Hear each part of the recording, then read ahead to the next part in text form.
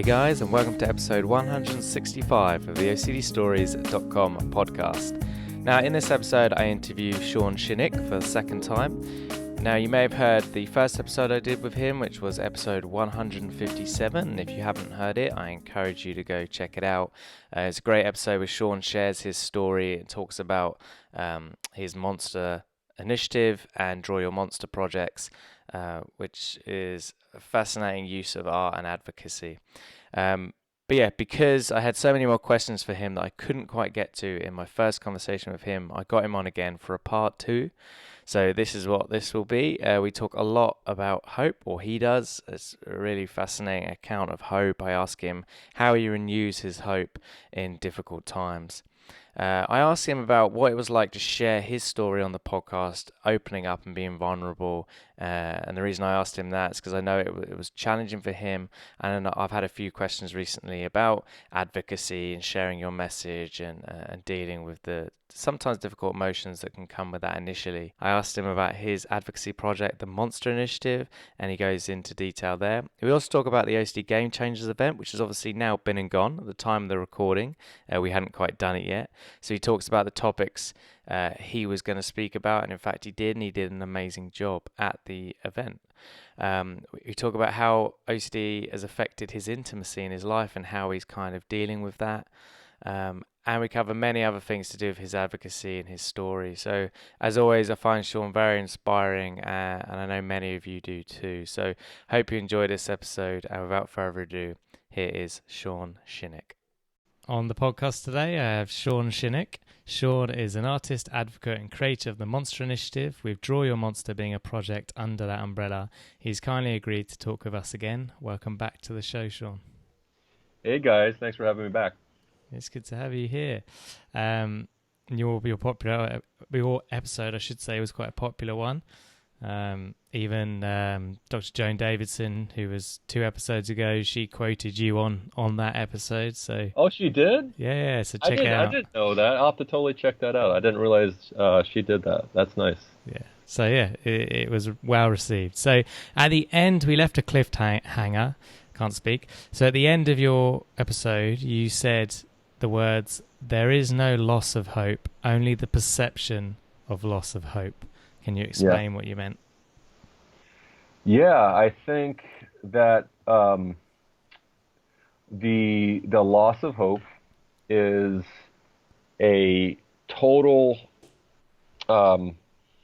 perception of or feeling that it's no longer in your control to change your situation.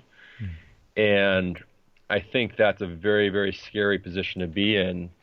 And I think that for me, that happens, it's almost like a transient experience, like it comes and goes. And I want maybe people to understand that there are going to be times in their lives or during therapy where they're getting some really good therapy that they're going to feel very hopeful, and they're going to be feeling very motivated and energetic and have all this agency to make changes in their life.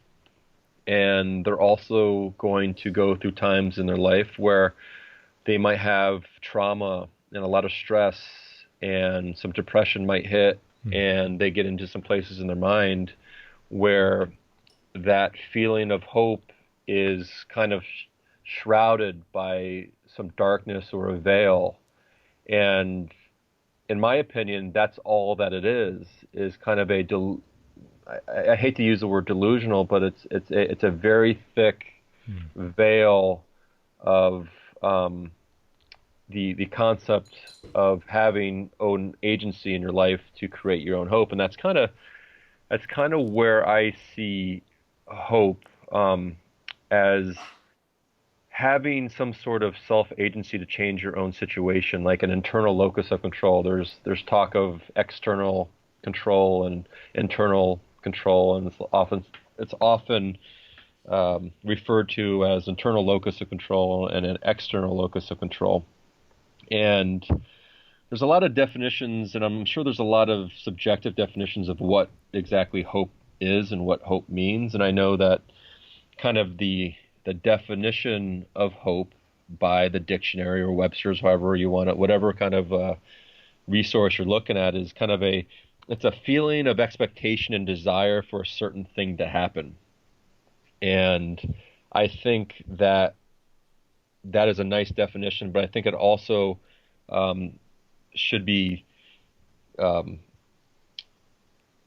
paralleled with or combined with a feeling of trust and a feeling of having a certain amount of personal agency to be able to change your own situation. And I think that's where I get into my worst, darkest places, is where, I've gone through a lot of therapy and have felt hopeful and I'm feeling great, or things are going well, I'm feeling good. And then it's like the cycle kind of happens where I go back and I might have an episode, or I might have a lapse of something like that, and I start to think to myself like, oh my God, this is the way it's going to be. And in those dark times, I start to lose my grasp on my own control, my own internal control to change the things. I'm like, I don't have any control over this. Like, no matter what I do, I still get into these dark places. So therefore, what's the point of having hope that anything's ever going to get better? And I think that is I think it's a big cognitive distortion that I tell myself, and I think people tell themselves. And again, to go back to that quote, I think that I think the loss of hope is totally a perception. I think that is something that is, again, easily believed because it feels so real when you're in the dark, in the trenches, and you want to believe that.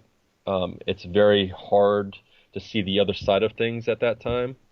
But then that's where you have to kind of take action and take things into your own hands to create the hope. It's like you almost have to rejuvenate the hope inside you that you don't even think there. And there's a lot of faith involved in there. There's a lot of like radical faith that you're just going to have to like believe in to take action, and maybe something will be a positive byproduct of some of the behaviors that you do. And so.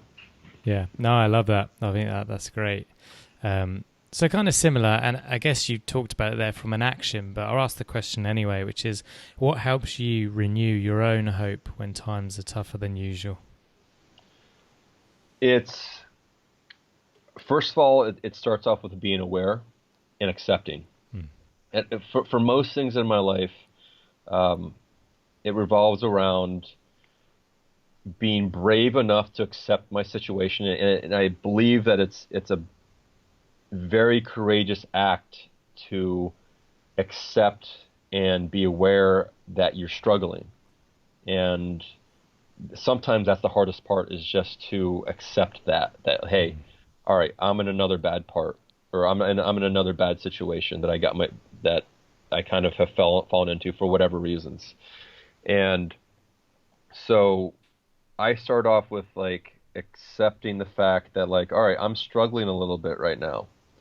And as much as I want to tell myself, and as much as I want to validate that, or have some self-pity that like, no matter what I do, nothing's ever going to change.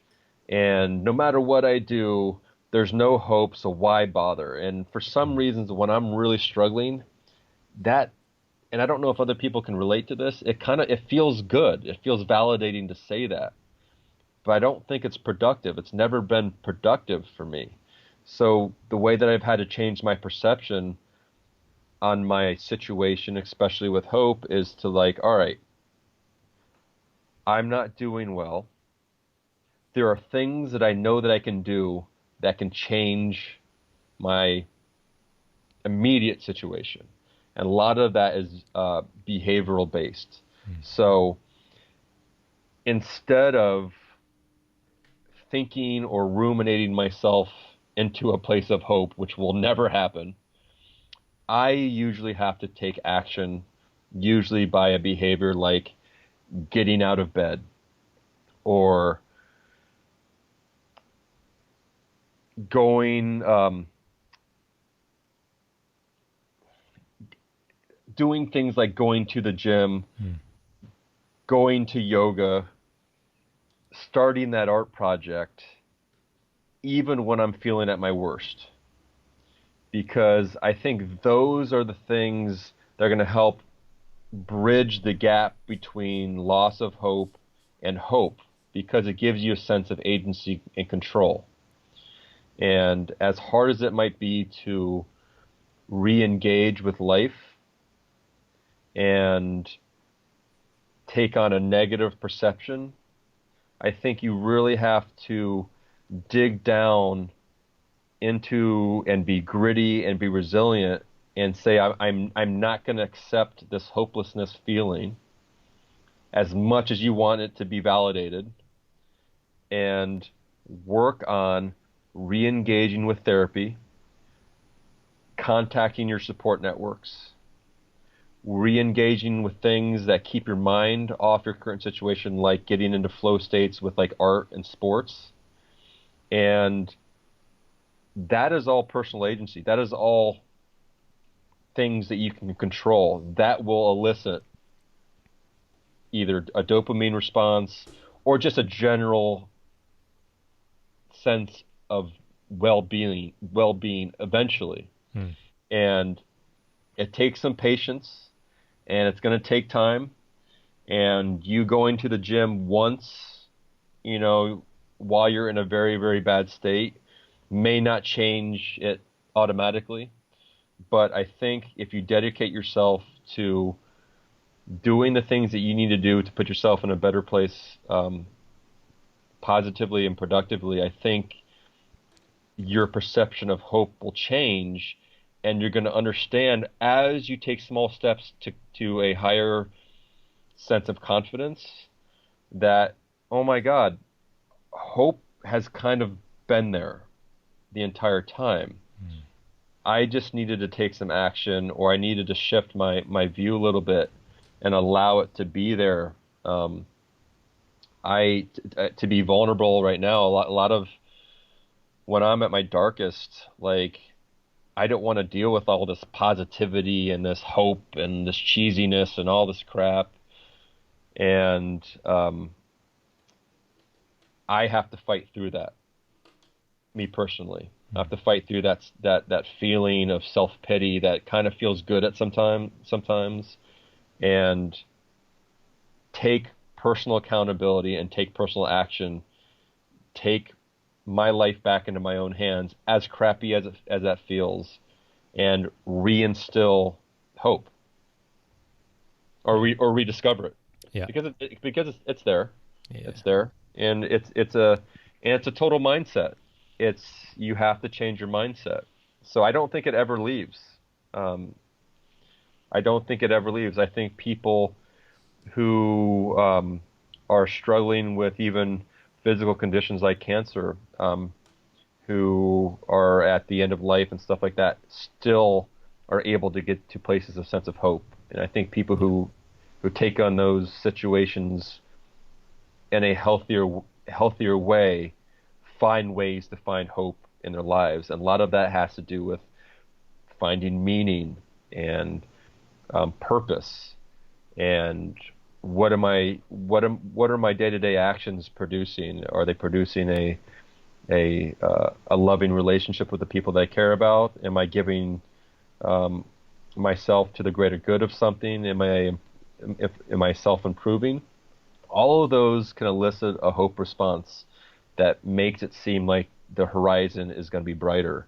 And one of the books that my therapist had me read while in therapy, and I suggested everybody read this, and it's kind of a triggering book, but like with OCD and most things, you got to get over that trigger response and throw yourself into the pool of fear. And it's called Man's Search for Meaning by Viktor Frankl. Love it. And he was a Jewish prisoner of war in the German camps in Auschwitz, and he wrote this book of basically hope at the worst time of human history, one of the worst times of human history. And the men and women who survived the concentration camps, who weren't actually killed by the Nazis, they survived with hope in mind at the worst time in their life. And I think that can be parallel to the struggle with OCD, because OCD at any level is kind of hell on earth in your own mind. And if you can allow yourself to have meaning or find some sort of purpose and take on some agency where you're not relying on someone else, I think these are all things that can bring hope back into your psyche, even when you're not feeling it. Yeah. Cool. Yeah, no, that's great. And I have nothing else to add to that, because I think that was a brilliant explanation of hope. So next question is, you're quite nervous. I think you said it on the last podcast, so I'm not revealing anything new about doing that podcast. So what was it like kind of being so vulnerable and opening up on the show? Oh, it was anxiety provoking. Anytime I do this stuff, I talk on podcasts or I do public speaking, it's an incredibly vulnerable thing for me to do on many, many, many levels. Not only talking about some of the things that I have gone through that are heavily stigmatized, that can open me up to ridicule and criticism, but also my own perfectionistic tendencies to do really well. And when I get stressed and anxious, I tend to stammer and stutter and blank out and have to think about my thoughts a little bit. And to go on a podcast where you have a pretty solid audience and talk about that, to have my voice listened to, is a very, very vulnerable experience at the deepest level. And it's something that I do on purpose, because I think that the only way that I'm going to get better at telling stories or being able to explain things that I believe in, or getting deeper into my own vulnerability, shame, and everything, is doing stuff like that or stuff like this. So it's very much an exposure for me at a very high level. And I think we talked about that a little bit off record last time, about wanting this to be an exposure, or having this a live exposure as people are listening to this, because I will tell everybody right now who's listening that I am battling through my own anxiety while talking to you right now, while trying to sound competent and smart and know my shit about art and know my stuff about OCD. And I think that the key to moving on in a less painful way is to drop all those expectations and just talk to you. Yeah. And I hope people who are listening appreciate that I'm going to make mistakes, I'm going to blank out, and I think that's really good for me, and I think that's really good for them if they did that too, and got vulnerable in different ways in their life. I think there's a lot of personal growth in vulnerability. I think it's the way into trust and connection with other people, and I'm proud to be able to do it on your podcast, man. Thank you, man. I appreciate it, and it's great to have you back on and share you with the community. And you obviously got some nice messages from your episode. People contacted you directly, and I had some wonderful people say a lot of wonderful things that I honestly didn't expect. I had people contact me on my Instagram, and I had a lot of really, really good feedback that I guess I just didn't expect to get. And that was, it inspired me. It really did. I felt good coming off the last podcast. But to know that, or to be reminded of the community that OCD has developed, it's been a really nice experience to hear some good things from people. So, yeah. No, I'm glad to hear it. Okay, so we talked about obviously Draw Your Monster last time. Yeah. But it'd be good to go in a bit more like the Monster Initiative, just what you want to do with it, where it's going to go, anything you want to share. Yeah. So the Draw Your Monster program or project is a project that I developed under the umbrella of a bigger entity called the Monster Initiative, all using kind of monsters and creatures as metaphors for many different things in your life. And I've always related to monsters. I always thought they were really cool. I thought they were really scary, and I thought that even monsters had the ability to be soft and cuddly and also accepting. And so for me, it was a really nice way to start something that I'm interested in. So the Monster Initiative is kind of constitutes a bunch of different things underneath it. One would be Draw Your Monster. Another thing is going to be some online content and applications that I'm going to be developing. A lot of animation and educational content using my own artwork to tell stories. I really want to have events, Monster Initiative events, based on maybe spoken word and poetry and music relating to things, art galleries.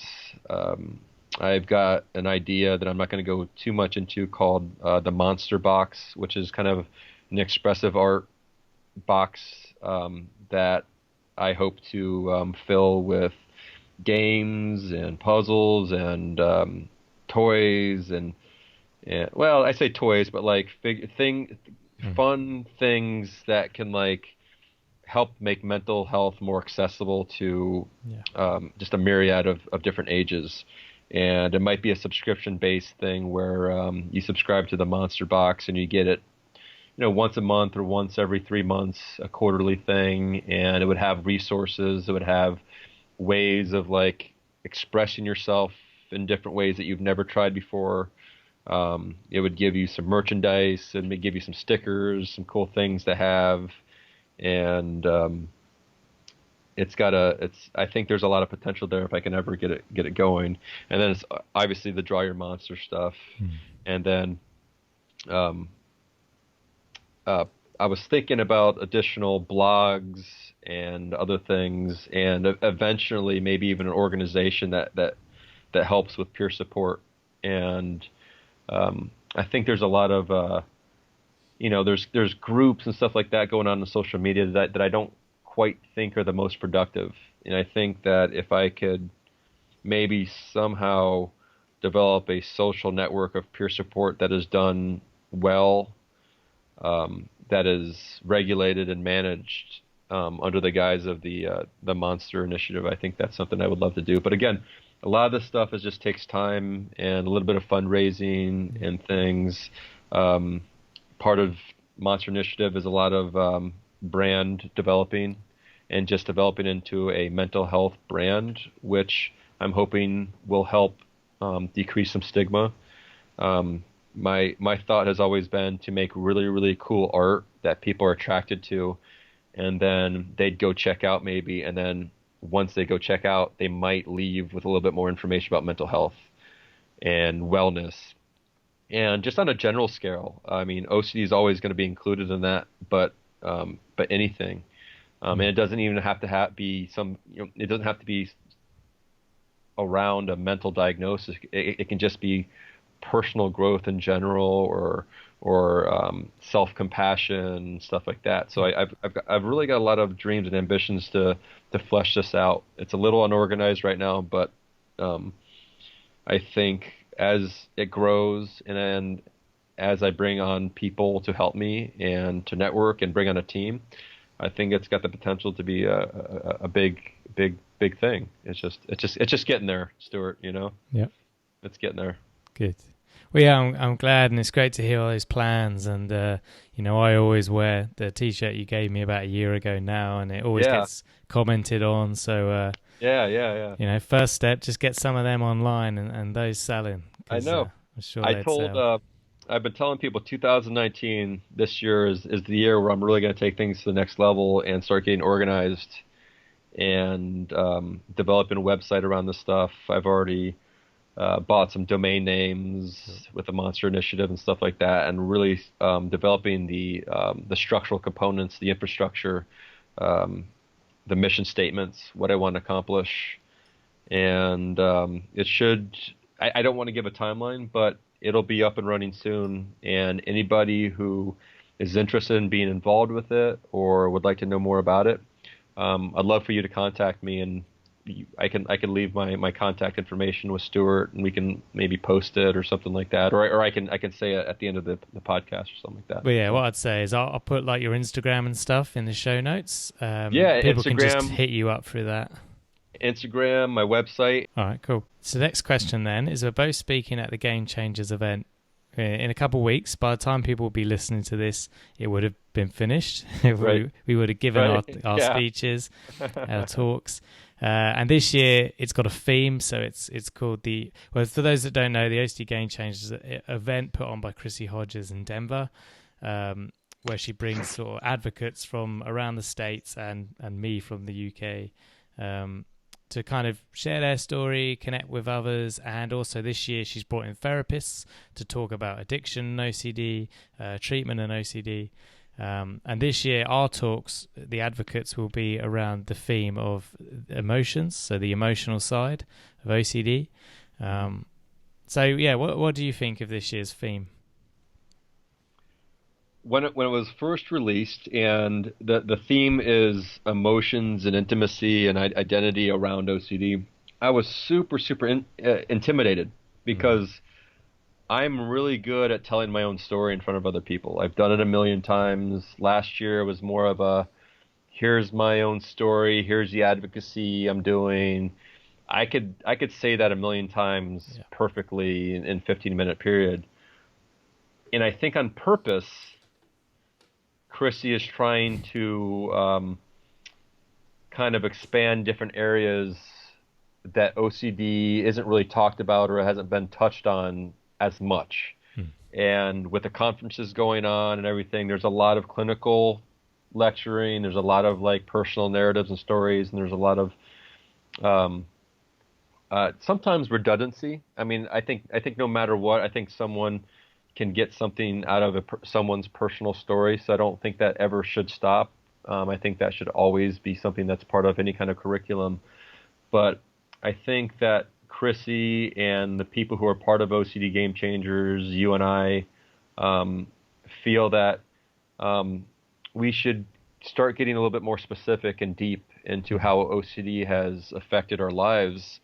And OCD, for me, hasn't just affected, anxiety and taking up time and doing compulsions and maybe not being able to get my schoolwork done, or has made me avoid life, but it's informed a lot of my identity negatively, and I've been trying to diffuse from that for the past 7 years.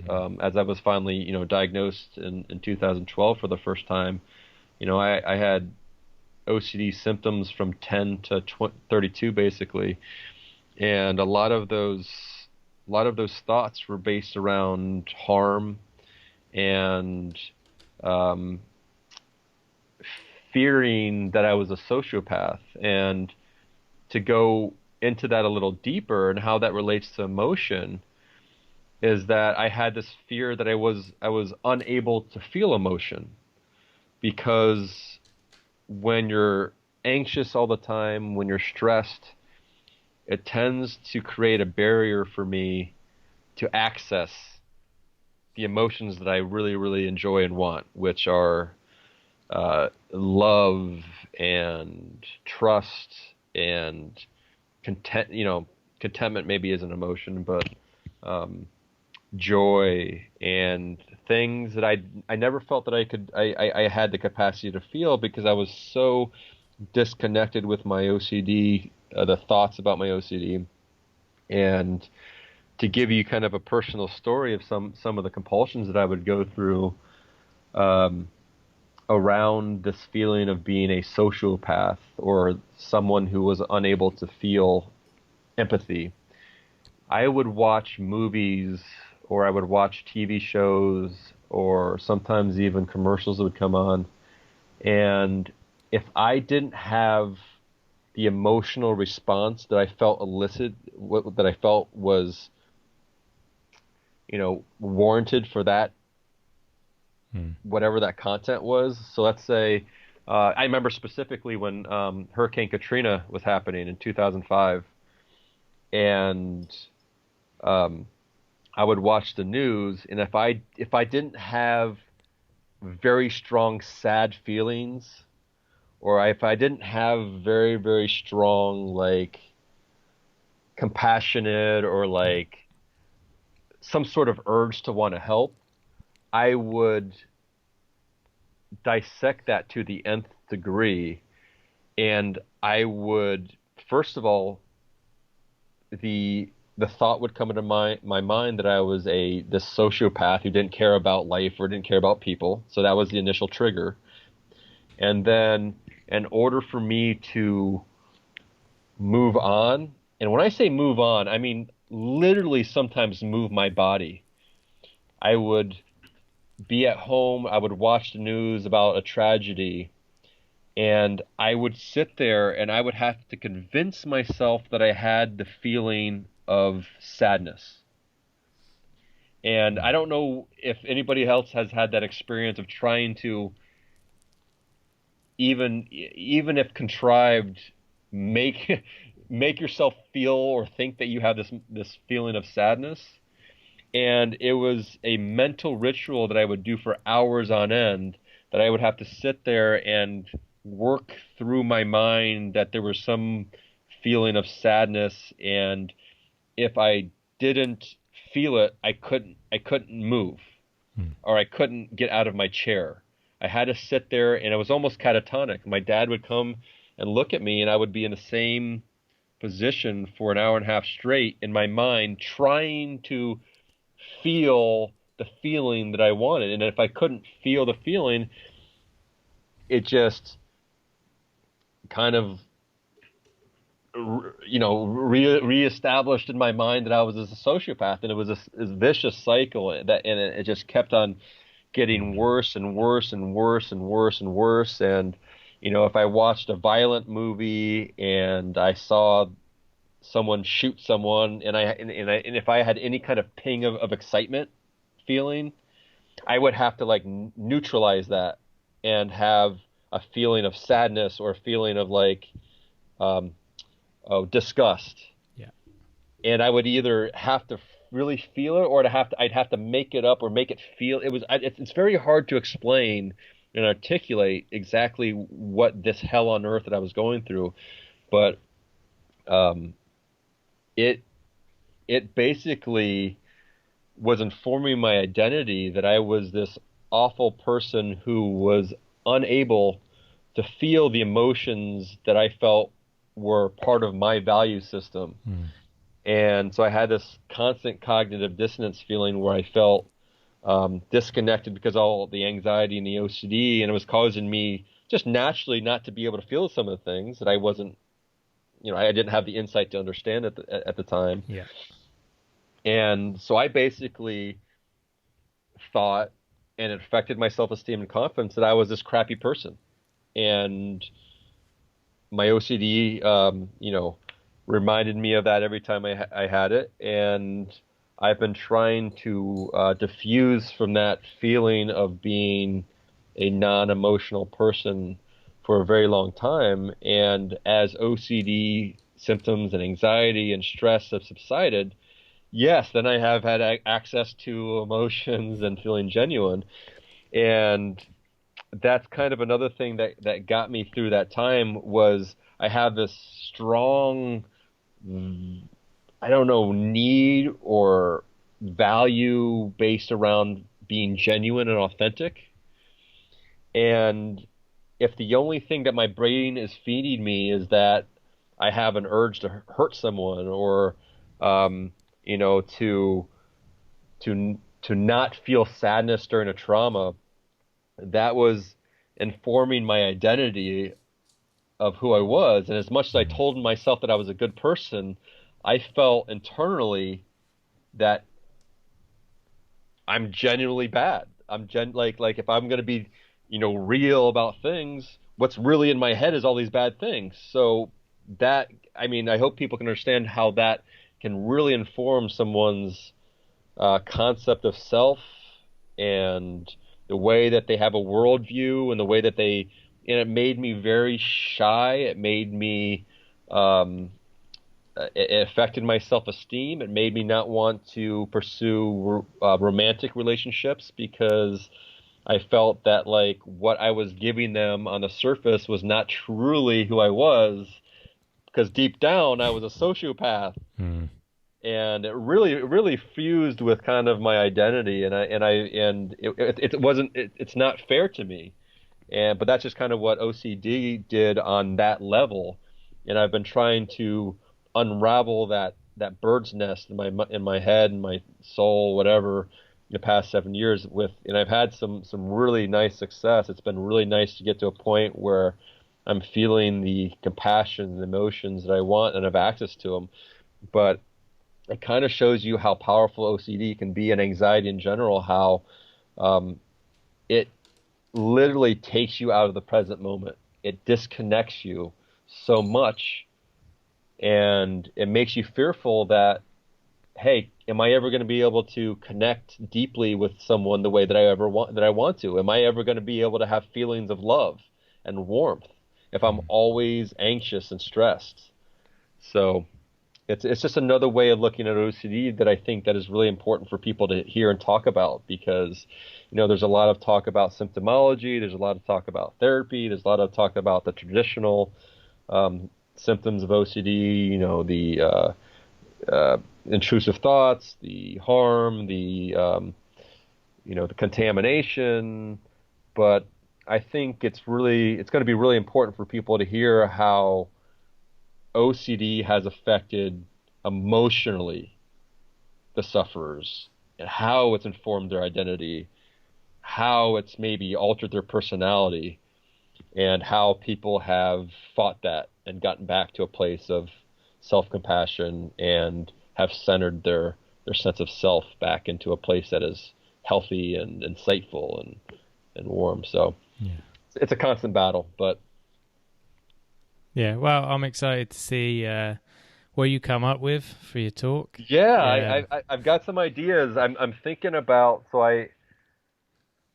I'm thinking about doing this. A lot of my kind of like light bulb moments or moments of like clarity during my OCD episodes and depression have come at like late at night, where I'm kind of tired and I don't have, my brain isn't fighting the OCD, and maybe it gives me access to some things. And I wrote a long emotional dialogue to myself about 5 years ago, about what I was going through and how I wanted to change that. And I've never shared it in public before, and I think I might share it at the OCD Game Changers and just read it out loud. So if anybody who's listening, you should totally check out the OCD Game Changers when it's released afterwards. So maybe you can hear that. Yeah, no, it's exciting. Yeah, I look forward to seeing that. It's just making me anxious now, because I don't know what I'm going to talk about. We both are. I know, but the thing is you're gonna do something. You're gonna have something to talk about when you're up there, to kind of kiss Stuart's butt on his own podcast here. Last Game Changers, Stuart was an amazing speaker. He spoke last, and he spoke so compassionately about self-compassion and his story. And it truly was one of the highlights that I feel of the whole entire weekend. So as a friend, I have no doubt in my mind that you're going to get up there and just be an amazing person that people are going to listen to. So thank you, man. That means a lot. Yeah. Yeah, I agree. Like you said, like telling my story is I can stand on any Yeah, stage and reel it off for 15 exactly, minutes. exactly. That's why this game This changes. is It's a different. little different. It's a little different. Yeah. It's a little different, and we're talking about vulnerability a little bit, and I think we're gonna have to be vulnerable on stage for, I think, it to impact the way that Chrissy wants it to impact. So, but I think we can do it. Yeah, absolutely, man. I have no doubt for both of us. Okay, so you mentioned it a bit there, but it'd be good to go a bit deeper. You've kind of answered this, but does OCD affect your intimacy? And if so, how are you sort of dealing with it? Yes, it when the OCD is severe, in particular, and this was more the case before I was diagnosed and got proper treatment. It affected intimacy to the fact that I wasn't sure that I was even capable of true intimacy. I was able to get into very intimate places with my best friends, like not obviously not, sexual intimacy, but I'm talking about deep emotional intimacy with another human being. And a lot of my really good friends, my best friends, were able to get me at some points in my life where I was able to open up and be intimate and share things, which improved upon our relationship. But for the most part, from early on in middle school to 32, my mind was preoccupied. And when your mind is preoccupied, when you're either in conversation, if you're on a date, or if you're having a deep talk with a family member, if your mind is on your thoughts and your compulsions, and if you turn that light switch off and stuff like that, for me, it's very, very hard to connect. It was very, very hard to connect. And I still struggle with that to this day, more so with stress, just general stress and anxiety. I think stress and anxiety, which OCD is a part of, obviously, I think just kind of disconnects the person in general from being in the present moment. And so when I'm feeling stressed and when I'm feeling anxious, man, it is hard to be in the present moment of someone else and really listen to them. And I think that does affect intimacy. So I'm always working on that. I'm always working on ways to try to challenge myself to be more intimate. And a lot of that is continuing my own personal growth with combating OCD. A lot of it is meditation practice. A lot of it is doing healthy life choices to make myself less stressed. A lot of it is just management of those symptoms in order to get myself to a place where I can feel calm and comfortable and vulnerable with someone, because intimacy is all about vulnerability and trust, and putting yourself out there with the idea that you might be criticized or rejected or accepted and loved. It's a high. It's at some levels, especially on the dating sphere. It's a high level of risk that's very hard. And when you're not feeling centered, it makes it even harder. When you're in your own head, when you're nervous, when you're stressed, when your mind is in there, it makes that even harder. So, yeah, I go back and forth between struggling with that, and now with a lot of the things that I've been able to do in therapy and some of the growth that I've made, I've also been able to become very intimate with special people in my life, which again goes back to hope, gives me hope, because I never had hope that I was ever going to be able to get to an intimate level with people. You work on it enough and you take some agency, I'm telling you, the byproduct is hope and a brighter horizon. So yeah, I love that. Yeah, thank you for sharing. Change is inevitable. It doesn't feel like it sometimes, but it can always turn around. Change is the only constant. Yeah. And it's tough to change is tough for me. I think change is filled with uncertainty, and so developing a better relationship with change, I think, automatically changes your relationship with uncertainty, which is a good thing. Yeah, absolutely. So OCD and your identity. How has OCD affected your identity? Both, I guess, negatively and positively. Well, I think positively, OCD has created a platform for me. I think it's created something that has given me a sense of meaning and purpose by using what I've been through to help other people, to maybe help educate other people, to support other people. Honestly, some of the people in my life right now, if I didn't have OCD, I wouldn't have known.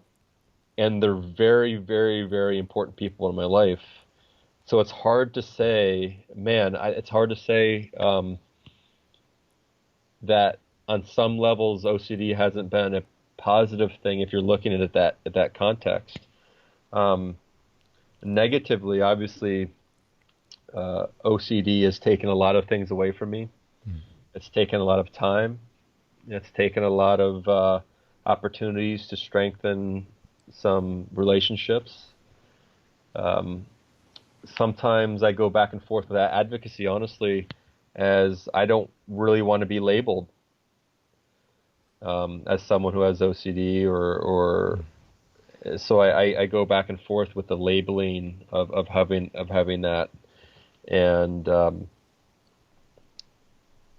I think ultimately, and I had a really nice conversation with an up-and-comer in the OCD community that I'll talk about maybe a little bit later. We kind of actually talked about how much OCD has made us resilient and gritty and patient by force, and has made us creative. And the brain, in order to deal with the anxiety, has to come up with some sort of what it thinks is an adaptive response to the pain that you're dealing with. And in our case, OCD has developed what it thought was an adaptive way of dealing with the anxiety, and it turns out to be a very maladaptive and dysfunctional way. So, if nothing else, OCD has taught me to be more creative and think of ways outside of like dealing with the compulsions and everything. And I think that if you can get through the severity of OCD, I think it can be a teacher in terms of developing character and resiliency. And anybody who has gone through OCD and has come out the other side, or is still battling, I think I hope that you get a chance to pat yourself on the back for how strong and brave that is, to wake up every day with that, in addition to all the stressors that are in your life, everything else that's going on in normal life. You're kind of working doubly hard to make things work. And in order for me to get through college, I had to work triply, much harder than anybody else did, just to, have the same results. And I think that if you take that and you learn from it, or you use that as a way to grow your character, I think it could be a good thing. I think any kind of it's basically come down to adversity. And I think OCD is a form of adversity. And I think that when humans are given adversity, there are a few different paths that they could take, and it could crumble them, it could defeat them, or it could propel you forward by learning and by growing and by understanding what you've gone through. And I think on the positive side of things, OCD can be a great teacher on just the remarkable resiliency of the human mind, the human soul, the human's instinct to survive. And so yeah, it's been all over the place. It's been very negative, and if I look at it in a certain perspective, it's been very positive. In terms of learning from it. So cool. No, thank you for sharing that. I appreciate it. So with the OCDI, you guys worked on a campaign, created a campaign called Every Crayon Colors, and you did the artwork for that. Yeah. Which is on your Instagram, so there's a plug for people to go check out your Instagram.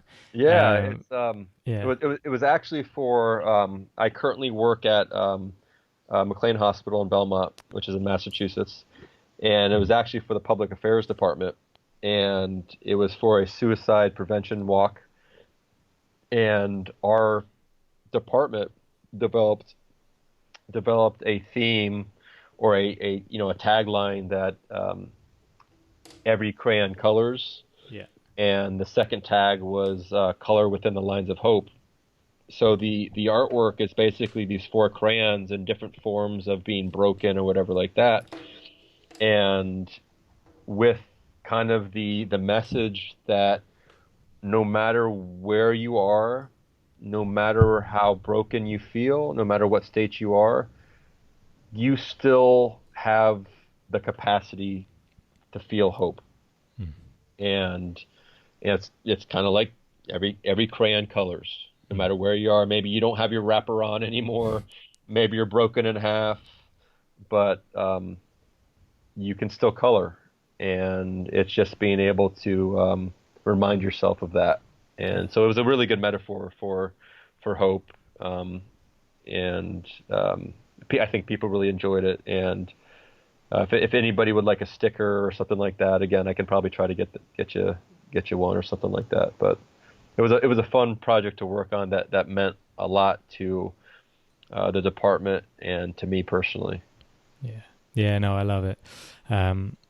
Cool. So I believe you've got a resource list for us. So some stuff that you want to share that you think might be useful. Yeah, if we have time. So I brought this resource list to the podcast because I listen to a lot of podcasts, and as much as I get from the person talking, a lot of the things, the books, the materials that they reference, I go and look at and read myself, and I've gotten a lot more just by researching the books that they've talked about in their own podcast. So they'll talk very generally about a topic, but then they'll reference a book that they've either written or that they have read or referenced. And if I want more information on that topic, I go and read the book. So I was hoping that, in addition for people just sitting here listening to me talk, I was hoping that I could maybe share some books and podcasts that have been very important to me and my personal growth. And if they ever wanted to check them out, they can totally do that. It might help them. So if you don't mind, I'm gonna read off some books that I've read that were really, really helpful in my personal growth. And I'll make it really quick. So I'm not gonna describe each one of them. So just for brevities, but so some of the books, and the audience may have already heard some of these, but the book The Happiness Trap by Russ Harris was a big influencer for me. There's a book called Emotional Intelligence by Daniel Goleman, a book called Mindset by Carol Dweck, who was a Harvard researcher, and that talks about fixed mindset versus growth mindset, which has been critical for changing my perception on life and failure. An author and speaker named Angela Duckworth wrote a book called Grit, The Power and Passion of Perseverance, which I think directly relates to getting through OCD and the therapy of OCD. A book called Atomic Habits by James Clear, about changing your general habits in your life. A former CEO and marketing guy who kind of went into author, meditative guy, wrote a couple books called Ego is the Enemy and The Obstacle is the Way by Ryan Holiday. And those are based on stoicism and accepting the realities of life and then dealing with them in a certain way. The Upside of Your Dark Side by Todd Kashdan and Robert Biswas Diner. I don't know if I'm pronouncing these authors' names right. It's about understanding and exploring dark emotions and how actually they're helpful and productive. Obviously, Imp of the Mind by Lee Baer, about intrusive thoughts. There's a great book called Self-Compassion by Kristen Neff, talking about her story and getting more in depth with self-compassion and what that means. I've read a lot of Malcolm Gladwell books. One, my favorite, is called David and Goliath, and David and Goliath basically talks more about the underdog story and about how underdogs end up achieving great success. So it had a personal relatedness to my story. I know a lot of people like Brene Brown. So some of her books have influenced me greatly. One of them, Gifts of Imperfection, was an amazing book about shame. And then her other book, Daring Greatly, about taking risk and more about shame and her research about that. And then an author and therapist that you've had on your own podcast, John Hirschfeld, the Mindfulness Handbook for OCD, I think, is an amazing workbook and book for people to use, especially with ACT and acceptance, which is acceptance and commitment therapy. Wired to Create, Unraveling the Mysteries of the Creative Mind was a very important book to understanding creativity and looking at things outside the box, which helped me greatly in my own therapy and changing my own perspectives. I believe he's an athlete, MMA fighter. I could be misquoting that, but his name is Aubrey Marcus, and he wrote a book called Own the Day and Own Your Life, and he talks about taking on the day and the right ways to attack the day by sleep, nutrition, sex, work, and he goes basically through the day about healthy habits, which helped me a lot. And there are a couple books about human nature, I think, that are important for people to read just to help them understand what makes up being human at a biologically evolutionary level. And a couple of those books were, one is called The Laws of Human Nature by Robert Greene, and then a book called Sapiens, A Brief History of Humankind by Yuval Noah Harari. Really helped me understand where humans have been. It gave me an appreciation of where we are now and to appreciate what we have, and to also understand and give me a little bit more self-compassion into what makes us human, and that humans are flawed and humans are susceptible to mistakes. And it was a really good educational experience to read both those books about human nature. And just really quick, I'll read off some podcasts that were really big for me as well. TED Radio Hour was really important. The Hilarious World of Depression, OCD Stories, which I'm on right now. The Fearful, which is a podcast by a friend of mine named Alan Shearer, who's doing big things. McLean Hospital has put out a podcast called Mindful Things that tackles mental health, and they've had a lot of wonderful therapists and doctors talk about very important subjects on that podcast. And then obviously some websites, the iocdf.org, themighty.com, intrusivethoughts.org, and nami.org have all been very helpful in my life. So I hope that didn't bore you guys too much, but I think, to have additional resources outside the podcast is pretty important. So I hope that you guys kind of maybe check those out and do some of your own reading and research to expand on your own insights and everything. Yeah. No, thanks for that. And thank you for letting me read that. I no, appreciate that's it. all good. Send me that list, and what I'll do is, for those listening, guys, if you head to the website, I will put it all on the show notes of this podcast, so you can just click them and go to whatever ones you want. Absolutely. Cool. Cheers, man. Yeah. So, a couple questions towards the end now, the sort of more generic ones. So I haven't got the billboard or the 20-year-old self question this time. One question I wanted to ask you is, in the last 12 months, what was something you did that you were proud of? Oh, man. The thing that I am the most proud of in the past 12 months is delivering the best man speech at my brother's wedding. Nice. It was one of the most meaningful things in my life outside of, I also gave the best man speech to my best friend.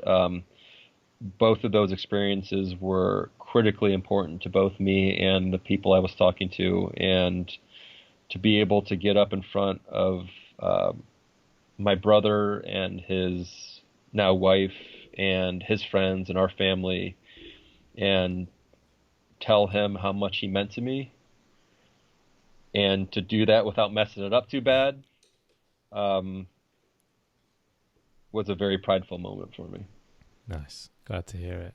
Yeah. And giving one of those speeches is tough. It's not easy. It's tough. It's fun. OCD Game Changers and some of these other things, there's, 50 to 75 people which is a lot, but I mean, he had 200 people at his wedding and they're all staring at you. And it was quite intimidating. But I still think about it to this day, and I know that he does too. So it was really important. Oh, I'm glad to hear it. So then now it's just general words of hope. So we started it with hope. Let's end it with hope. Yeah.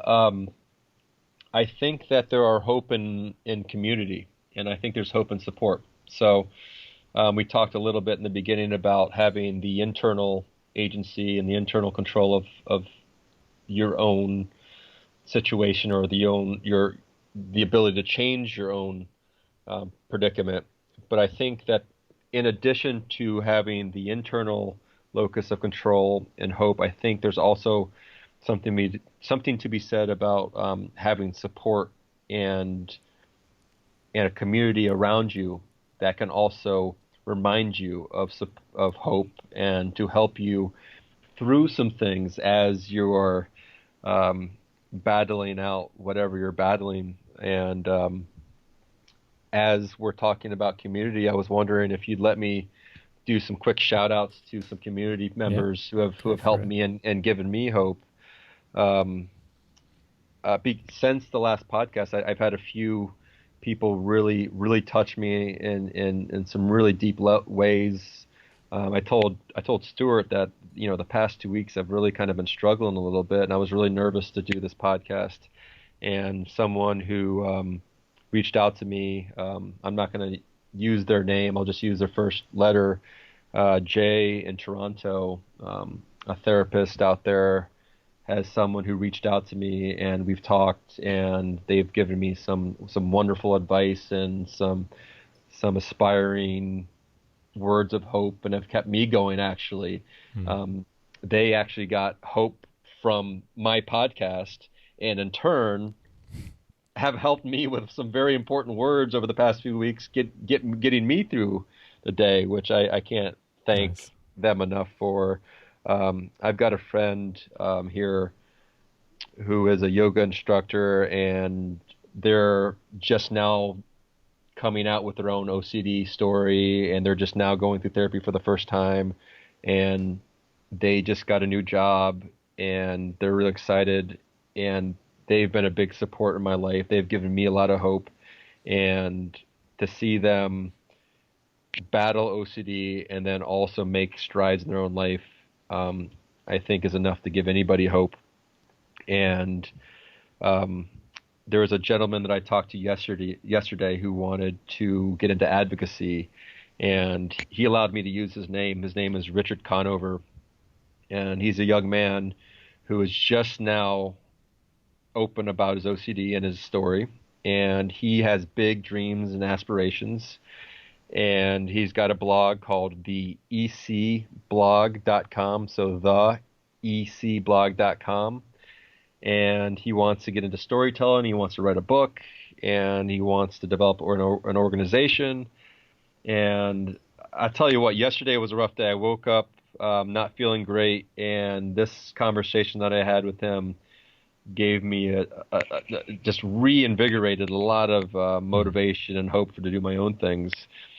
And then finally, a guy that is in the OCD community that is inspiring hope in many different people, including myself, is a guy named Aaron Harvey, and he's developed he developed the Intrusive Thoughts website that I know has given a lot of people hope. But recently they dropped a landing page or an organization called Made of Millions, which is for sufferers by sufferers, and it's www.madeofmillions.com, and it's kind of taking action into work, school, and faith and family, and educating that way. And they just recently released a Beautiful Brains concept or a project, and it's actually a mental health manual for the modern workforce. So if you're listening to this and you're looking for a guide to bring into your own organization or corporation that is really well done, the art is amazing, the facts that they give, the guide is amazing. It's about mental health in the workplace, and you should totally check that out. It's called Beautiful Brains, and maybe we can put the site. It's a kind of a long landing or site that I'm not gonna say, but you should totally. They'll find it on Made of Millions, won't they? If they go to that. Yeah, I think if you go to Made of Millions, you can find Beautiful Brains, which is a downloadable guide and for free too. So nice. So they're doing great things. And besides those people, the usual friends and family in my life that I love so dearly. And thank you, Stuart, for creating a community based on hope and growth. And I appreciate you wanting me to be part of that. I appreciate it, man, and the honor is all mine. Is there anything else that I haven't asked you that you wish you could have shared? Oh man, I'm trying to think. I'm coming up with a blank. But if there's anything that you'd like to know that you think would be relevant off the top of your head, please ask me anything. I'll divulge. I'll share. No, well, let's leave it there, and let's save any future questions I have for round 3. Sounds good. Sounds good. Yeah, thank you, man. I deeply appreciate it. I appreciate it very much, and I can't thank you enough for what you're doing. So there you have it. Really hope you enjoyed part 2 with Sean Shinnock and found it useful. And if this podcast has helped you, or any of the previous podcasts, it would mean the world to me if you could leave a review on iTunes podcasts or wherever you listen to this. Helps me reach more people. And thank you again for listening. So quick disclaimer, guys, this podcast is not therapy. It's not a replacement for therapy. Please seek treatment from a trained professional. Until we speak, take care.